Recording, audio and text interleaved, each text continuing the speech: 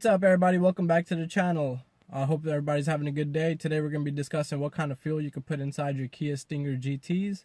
I've been hearing a lot of talk. Even the dealer told me that this will run on 87 octane, regular unleaded.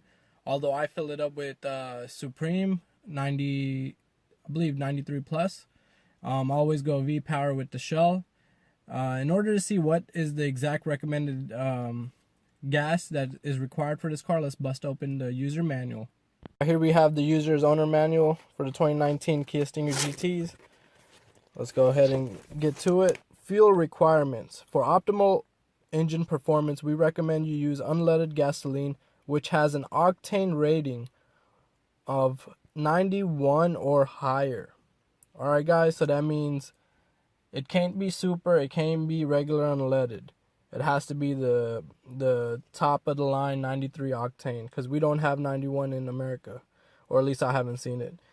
Now, using unleaded gasoline with an octane rating lower than RON 95 could result in loss of engine power and increase in fuel consumption. Now, when they had given me this car, they had filled it up with regular unleaded from the dealership, and down here it says your new vehicle is designed to obtain maximum performance with unleaded fuel, as well as minimize exhaust emissions and spark plug fouling. With that said, it doesn't give you the octane reading, so I don't know if it really can run off of 87. I would just not take any chances and go with the Supreme.